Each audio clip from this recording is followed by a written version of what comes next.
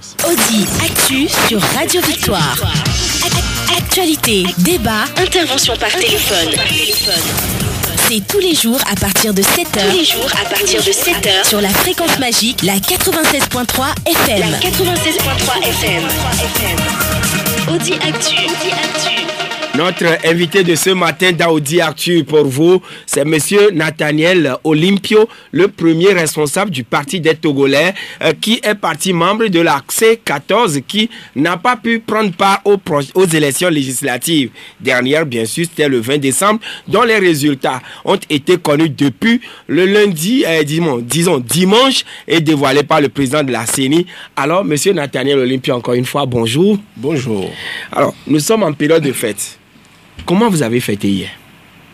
Quelle fête? La Noël. Vous savez, les Togolais sont des gens qui aiment bien passer du temps en famille et célébrer des moments de joie, notamment Noël, qui est une fête très largement répandue et pratiquée au Togo. Sauf que nous sommes dans une période où personne au Togo n'a la fête à l'esprit, et c'est une période plutôt triste, morose et pleine d'interrogations, d'inquiétudes, et tout cela fait que ce qui devait être un moment de communion des populations et des familles devient un moment d'inquiétude, d'angoisse et de grand stress pour les populations. Donc l'ambiance n'était pas celle des grands jours hier dans les ménages, peut-être au niveau de vos militants? Non, aujourd'hui, il n'est même pas question de militants, il est plutôt question des citoyens, des populations de manière générale. Togolais? Les Togolais sont dans une grande tristesse, les Togolais sont dans une grande amertume, et les Togolais n'ont pas aujourd'hui le cœur à la fête, parce que leur avenir est dans l'incertitude, parce que personne ne sait comment les choses vont évoluer dans le pays. Après ce qui vient de se passer, nous reviendrons sur tout cela tout à l'heure. Mais ce qui est inquiétant, c'est que cette angoisse et cette inquiétude des Togolais va en grandissant. Mais pratiquement tous les ans, nous constatons qu'il y a toujours une ambiance folle autour des fêtes. Mais hier, quand vous sillonnez Lomé, vous allez constater que ce n'était pas la fête des grands jours. Même en appelant les parents au village, etc., la vie n'était pas celle qu'on connaît quand il s'agit de Noël. Mais où se situe le problème? Est-ce que c'est la politique, la crise politique qui détient sur tous ces pans-là? C'est une crise sociale, c'est une crise politique. Et cela a tellement affecté l'ensemble de la population togolaise que plus personne n'est indifférent. Plus personne, même les gens qui habituellement ne se sentent pas concernés par la chose publique, et l'environnement dans lequel nous sommes aujourd'hui est tel que plus personne n'échappe à ce qui se passe. Et donc le stress est pour tout le monde, l'inquiétude, les interrogations et quelque part aussi la colère. Les Togolais sont en colère de ce qui est en train de se passer, de la manière dont... En colère, ou bien peut-être ils n'ont pas la tête à la fête? Ils sont en colère. Ils sont en colère parce que justement on les prive des moments de liberté, on les prive des moments de joie, on les prive des opportunités d'épanouissement. Donc l'avenir des jeunes est en question, est préoccupant. Et tout cela n'est pas de nature à ouvrir les cœurs, à festoyer ou à se réjouir. Les Togolais sont dans une grande incertitude sur leur avenir social, leur avenir politique, leur avenir simplement, leur vie de tous les jours. Monsieur Nathaniel Olympio, nous allons parler de la politique, mais avant de revenir amplement sur les législatives dernières, dont les résultats sont déjà connus, et l'Assemblée a une nouvelle configuration, mais la société civile, notamment le mouvement Les Forces Vives Espérance pour le Togo, a voulu organiser une conférence de presse lundi, mais le ministère lui a intimé l'ordre: monsieur ou messieurs, la conférence ne doit pas avoir lieu. Et le lieu a été bouclé par les forces de l'ordre. Tout de suite, en tant qu'acteur politique, le gouvernement est en droit. Cet acte que le régime a posé est simplement la conséquence de ce que j'appelle le permis de tuer que la CEDEAO vient de délivrer au régime togolais. En acceptant, en cautionnant la manière dont se comporte le régime au Togo, la CEDEAO a ouvert les portes de toutes les dérives à ce régime. Donc, les libertés les plus basiques, la liberté de communiquer, la liberté de pouvoir organiser une rencontre entre soi et la presse, devient quelque chose aujourd'hui sujet à caution, ça devient l'objet de censure, ça devient l'objet de contrôle par le régime. Je pense que nous entrons dans une période où les dérives de l'autorité publique vont être encore accentuées parce qu'ils se sentent maintenant en roue libre et libérés de toute contrainte extérieure, libérés de toute surveillance et donc ils vont se permettre de faire des choses auxquelles on n'a pas encore assisté au Togo. Oui, mais pourquoi indexez-vous la CEDEAO? Elle a quoi à faire avec elle a quoi à foutre avec une conférence de presse qui sera organisée dans un enclos fermé? Ce n'est qu'une conséquence, justement. Et ce qui s'est passé ces derniers temps avec l'implication de la CEDEAO dans la recherche de solutions à la crise togolaise, c'est quelque chose d'extrêmement grave. Grave parce que la CEDEAO est notre organisation communautaire supposée être au-dessus des États et donc recadrer le cas échéant les États qui sortiraient des chemins tracés par notre organisation commune. Et quand malheureusement nous constatons que un peuple en détresse, comme le peuple togolais aujourd'hui, traverse une crise profonde, et l'intervention de la CEDEAO, qui était, je dirais, dont le rôle est d'apporter la solution, on se rend compte que cette organisation a complètement méprisé le peuple togolais, a complètement piétiné les droits des Togolais et finalement a donné caution entièrement à tout ce que le régime fait. Mais si vous dites que la CEDEAO a piétiné, a méprisé les Togolais, est-ce que vous n'êtes pas en train de prendre le contre-pied de toutes les démarches, de tous les efforts consentis par cette organisation pour vous aider à sortir d'affaires? Peu importe les efforts qui sont faits, mais ce sont les actes qui sont posés que nous sommes en train de constater et dont nous constatons aussi les dégâts. La CEDEAO a oublié sa propre feuille de route, a ravalé, je dirais, ses propres engagements, en ce sens que elle voulait que l'on puisse faire des réformes dans le pays, elle voulait que l'on puisse libérer les prisonniers politiques et elle voulait qu'on puisse organiser des élections législatives consensuelles. Et tout cela, préconisé par la CEDEAO dans sa feuille de route, rien n'a été fait.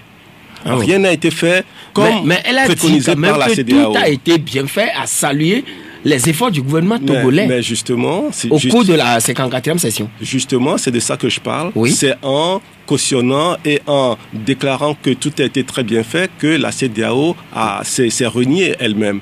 Et c'est en ce moment que la CEDEAO a montré aux Togolais qu'en réalité, elle n'était pas venue pour trouver une solution de sortie de crise, mais enfermer les Togolais dans leur souffrance, puisque depuis l'arrivée de la CEDEAO jusqu'à son départ, le problème il y reste entier. Qu'est-ce que la CEDEAO a apporté comme solution? Vous pouvez me le dire? Aucune. Bien au contraire, ce comportement de la CEDEAO a donné à ce régime l'impression qu'il a maintenant le droit de faire tout ce qui lui plaît. Et c'est pour ça que nous commençons à assister à des interdictions de conférences de presse. Où a-t-on jamais vu une telle chose? Alors, vous aussi, au niveau de la coalition des 14 partis de l'opposition, vous annoncez une conférence de presse, je crois bien, pour ce mercredi. Alors, est-ce que vous avez averti qui de droit et toutes les formalités sont remplies pour que les forces de l'ordre ne viennent pas vous boucler comme cela s'était passé avec les forces vives?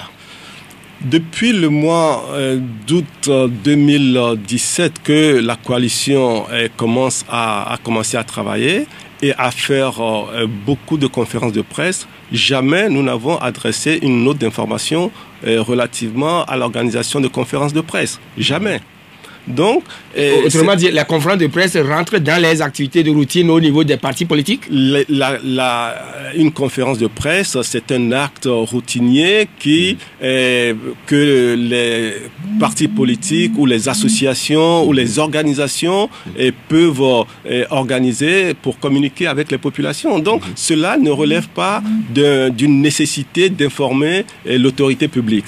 Maintenant, nous sommes en train de voir que juste après cette élection que nous avons tous contestée, le régime se permet d'interdire des conférences de presse. Nous allons connaître des dérives encore plus graves de la part de ce régime depuis que la CEDEAO s'est comportée comme elle a fait en laissant le peuple togolais en rase campagne, en pleine crise et en repartant, je dirais, sur la pointe des pieds comme si ils avaient honte de ce qu'ils ont posé comme acte en abandonnant les Togolais à leur sort.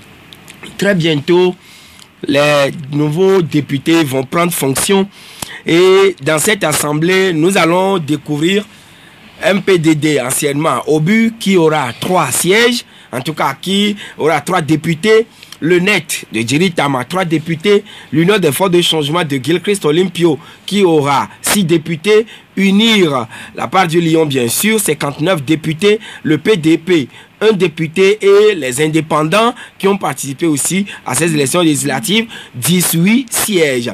Alors, monsieur Nathaniel Olympio, est-ce que la coalition des 14 partis politiques de l'opposition en général et en particulier le parti des Togolais regrette de n'avoir pas participé aux législatives du 20 décembre?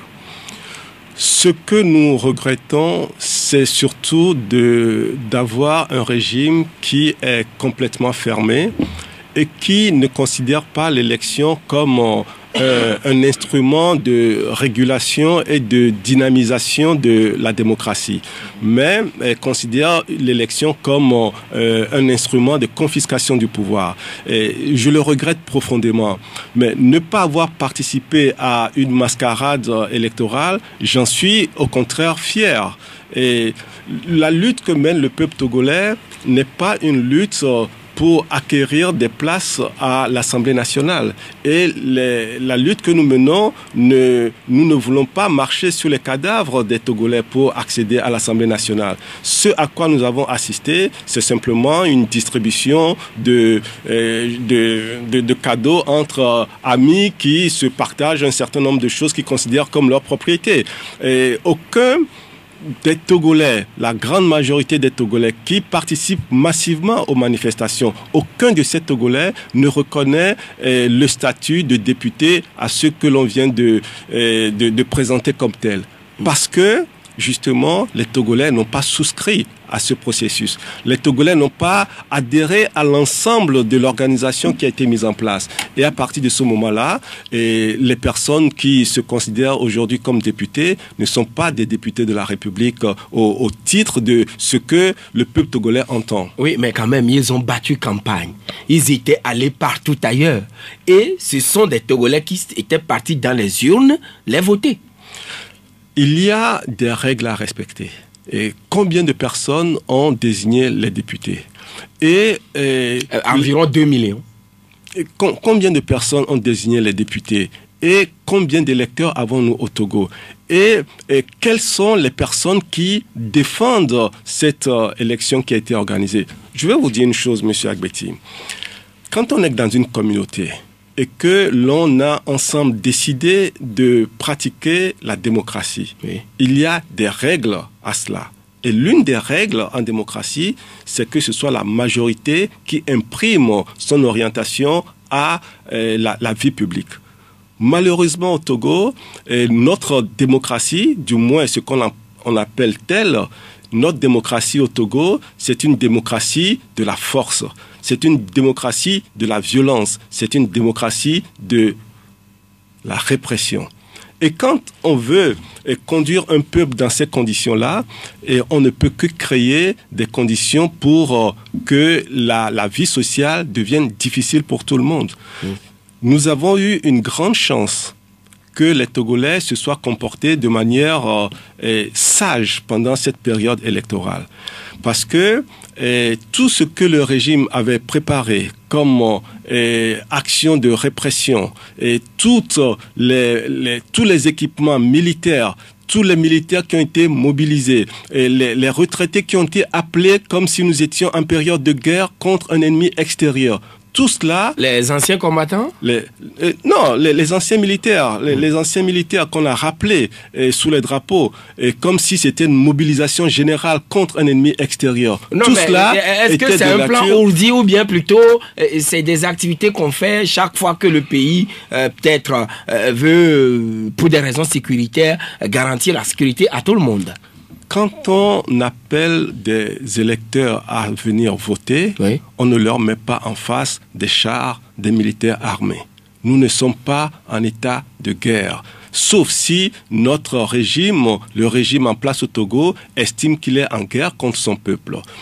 Dans ces conditions, comment voulez-vous que les gens puissent être amenés à participer à ce qu'on veut leur imposer comme élection? Mais le ministre Yarka avait dit sur les antennes de la télévision nationale, le ministre de la Sécurité bien sûr, il disait que on se connaît au Togo, on connaît qui fait quoi, où et quand, comment et tout. Et il a aussi dit, vous aviez dit au niveau de la C14 que vous allez empêcher les élections par tous les moyens légaux. Et c'est contre ça qu'il veut s'opposer quand on veut agir dans la légalité?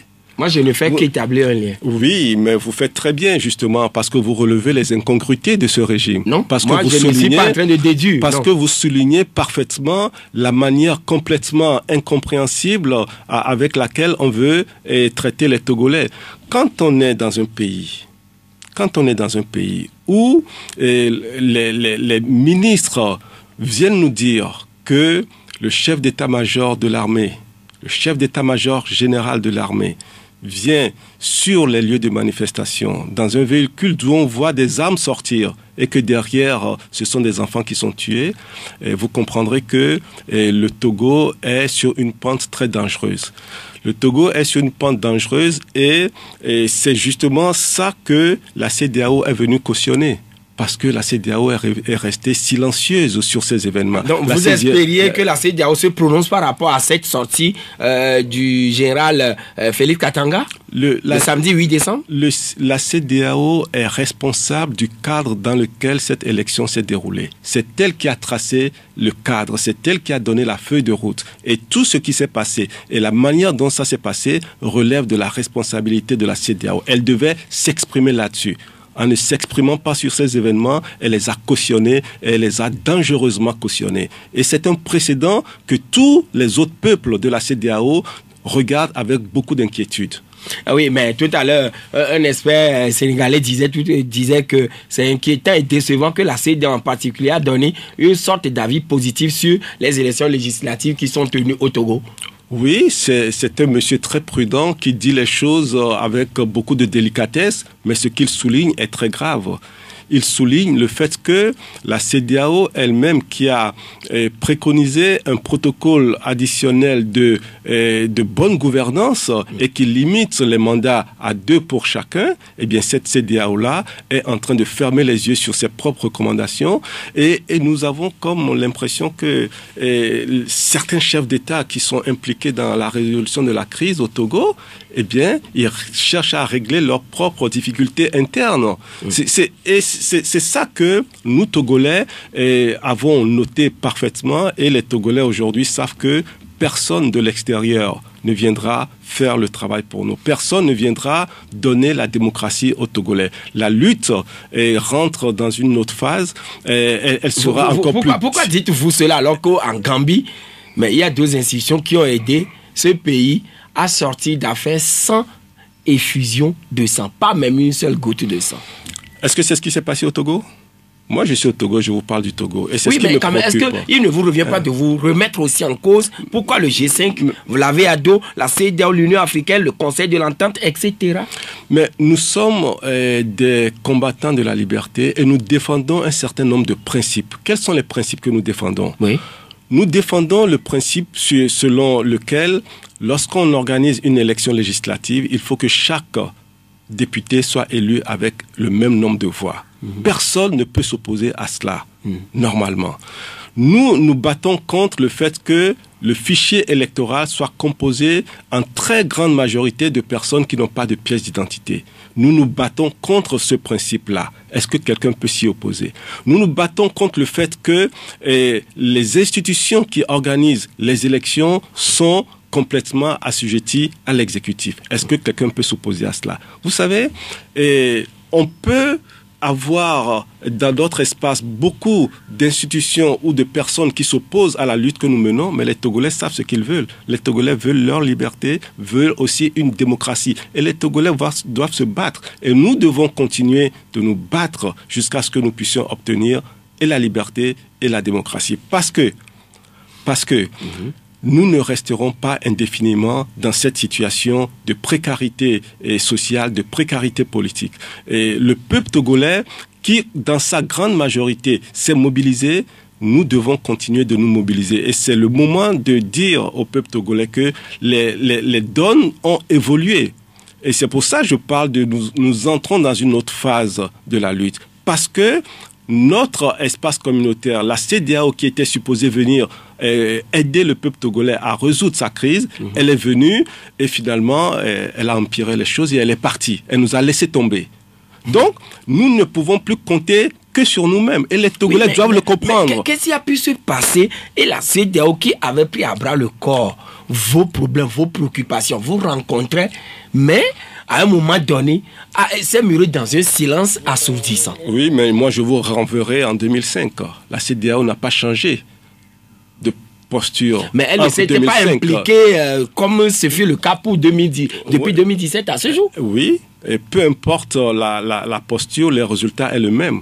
Ce qu'ils ont produit en 2005, c'est exactement le même comportement qui a été renouvelé en 2018. Et donc, aujourd'hui, les Togolais, qui avaient d'ailleurs manifesté leur opposition à ce dialogue-là, les Togolais avaient parfaitement compris le jeu de la CEDEAO. Les Togolais avaient complètement compris que ce n'était pas utile de s'engager dans ce dialogue. Et la manière dont les choses se terminent de manière, je dirais, complètement incompréhensible, où les facilitateurs ont quitté la scène de la crise sur la pointe des pieds sans même revenir faire un point aux Togolais, et on ne sait même pas comment tout cela s'est déroulé finalement, eh bien les Togolais se disent on est venu jouer avec eux.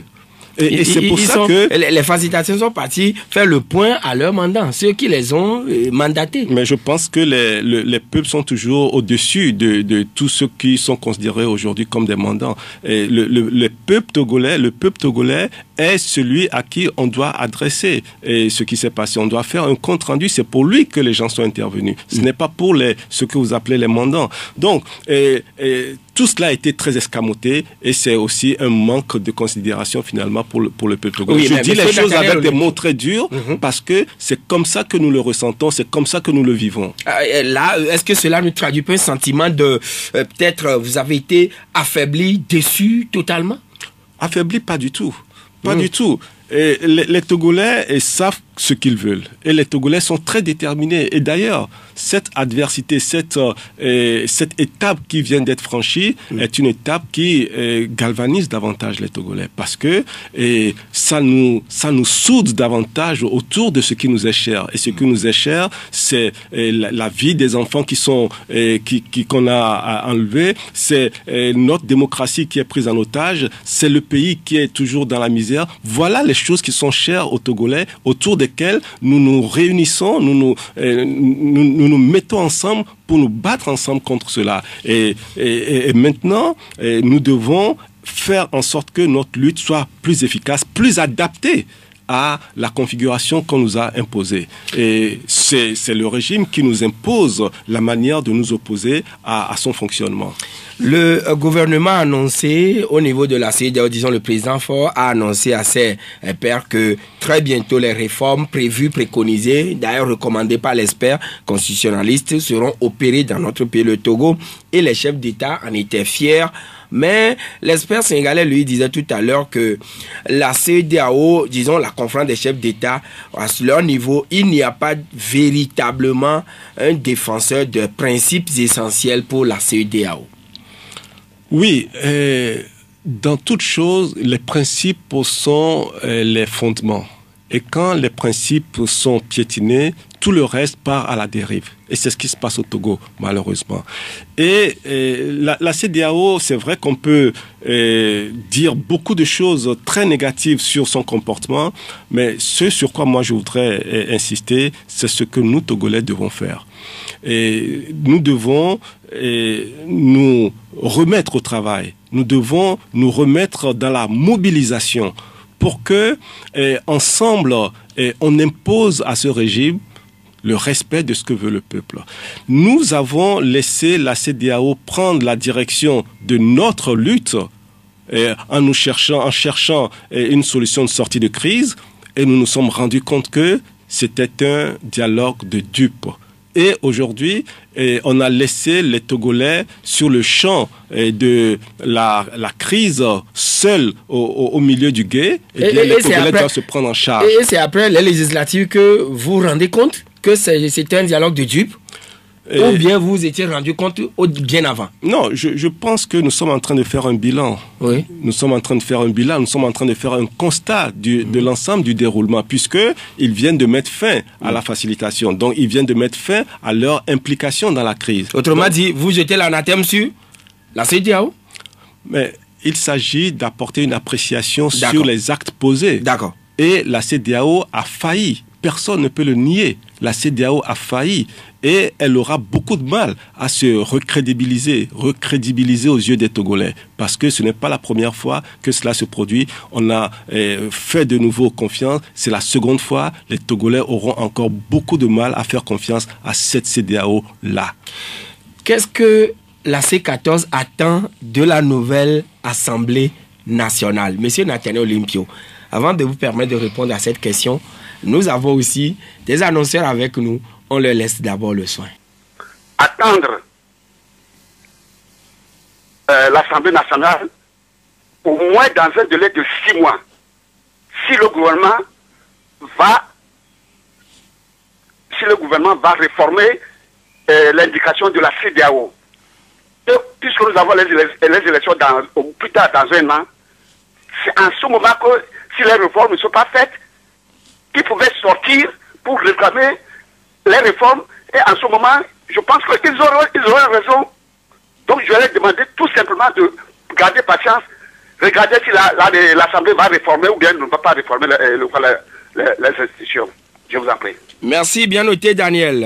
Quatrième auditeur en ligne, c'est M. Gado. Bonjour. Bonjour M. Jachin. Oui, nous vous écoutons. Bonjour l'invité. Bon, moi ce que je voulais demander, vous avez remarqué que la CEDEAO est en train de vous tuer. Mais il faudrait dire la vérité à ces syndicats. Mais est-ce que vous leur parlez comme des enfants de cœur? Mais franchement, ils ne sont pas plus mieux que vous. Vous pouvez être président un jour, mais tout le monde il faut leur cacher la vérité.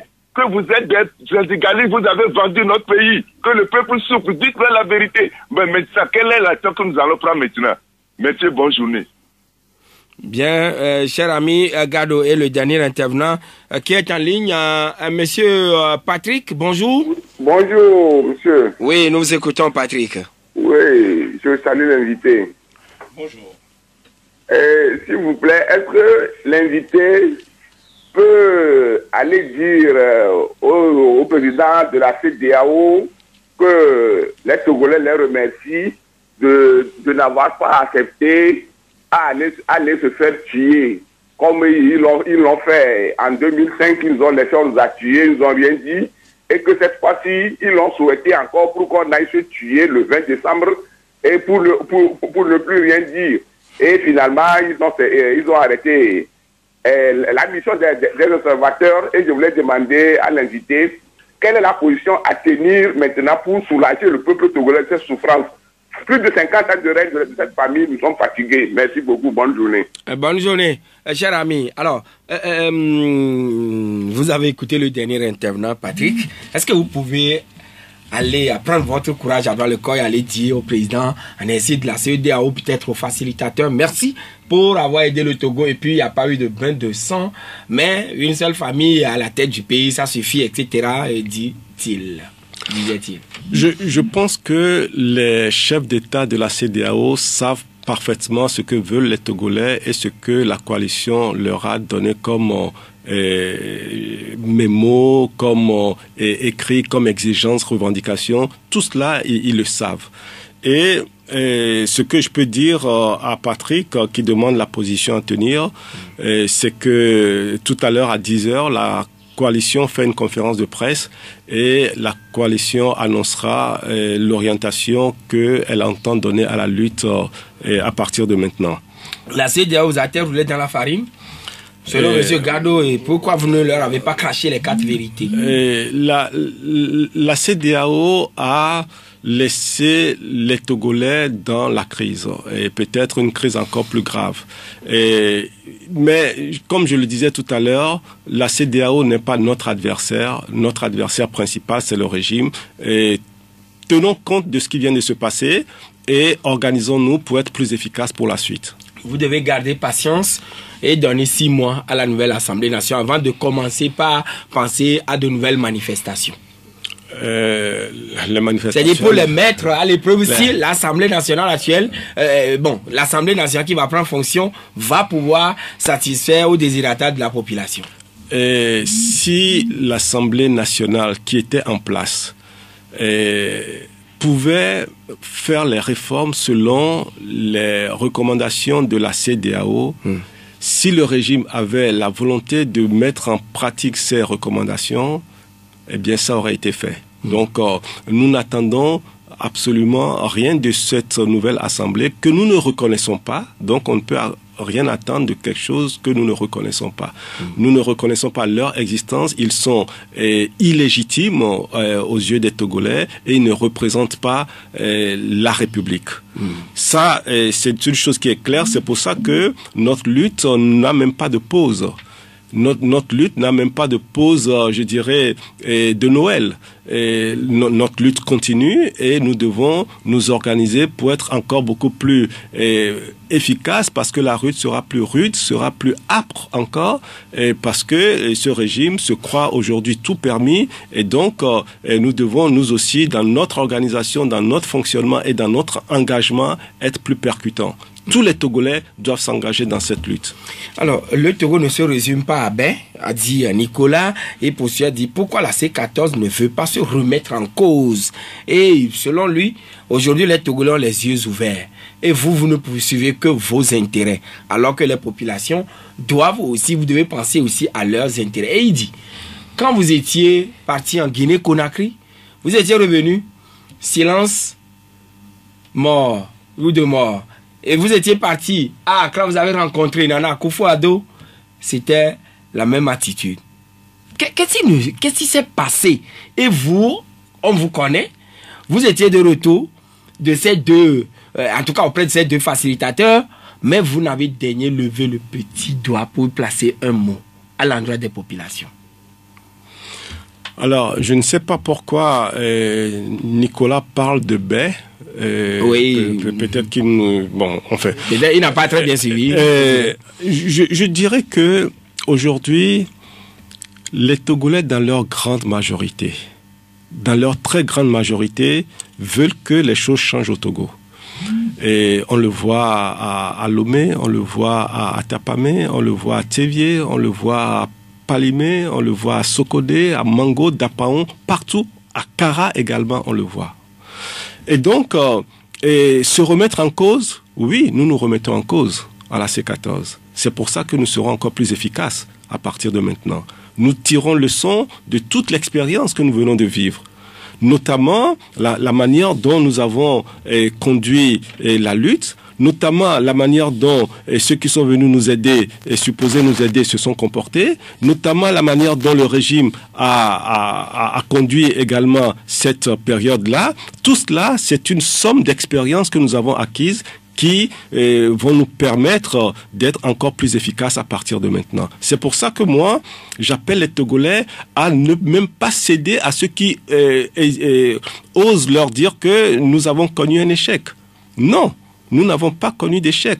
Bien au contraire, nous sommes dans une dynamique de mobilisation et le régime sait que en face de lui, il y a une population qui est forte, engagée et prête à faire les sacrifices qu'il faut. Oui, et depuis longtemps, quand vous rencontrez les acteurs, disons les facilitateurs, vous venez toujours faire le compte rendu à la population. Mais vous avez dérobé cette fois-ci à la règle. Non, pourquoi? Non, je pense que nous avons eu un temps de réaction qui est plus long que d'habitude, mais nous avons communiqué. Nous avons parlé de ce qui s'est passé à plusieurs reprises dans les meetings. Il y a eu des manifestations après Conakry. Et lors de ces manifestations, au point de chute, nous avons beaucoup communiqué. Nous avons fait des communiqués également que nous avons distribués aux médias. Donc, dire que nous n'avons pas fait de compte rendu... visiblement, selon nos informations, visiblement, quand vous aviez rencontré le président Nana Addo la dernière fois, peut-être la séance a été suspendue, aurait été suspendue. Et puis, au retour, il n'a pas été du tout très content de vos attitudes. Et puis, rapidement, il a levé la séance. Est-ce que c'est vrai? Et là, je l'apprends, je suis surpris, je n'ai pas cette information-là.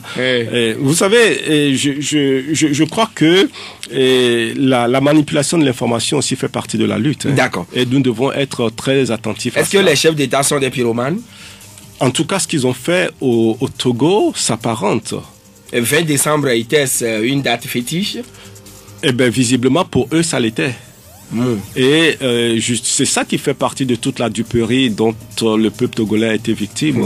Et on nous dit d'un côté que c'était une date indicative, et puis de l'autre côté, finalement, on fait tout pour que cette date-là devienne la date fatidique.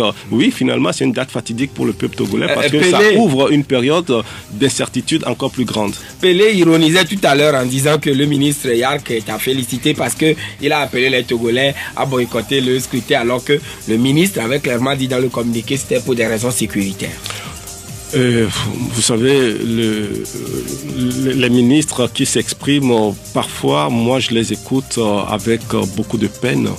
Parce que malheureusement, ils parlent au nom de la République, ils parlent au nom des Togolais et c'est désolant parfois les propos qu'ils tiennent, la manière dont ils se conduisent, qui bien souvent met beaucoup plus l'huile sur le feu que d'apaiser les choses, et ce n'est pas digne des premiers responsables de ce pays. Est-ce que vous reconnaissez que Fonia Singh est un Togolais comme vous? Mais bien entendu. Alors, est-ce que la C14 sera prête à aller serrer la main au président de la République lorsqu'il faudra le saluer pour lui souhaiter une nouvelle an? Alors, ça c'est une question importante que vous posez. Nous sommes dans une famille, une grande famille.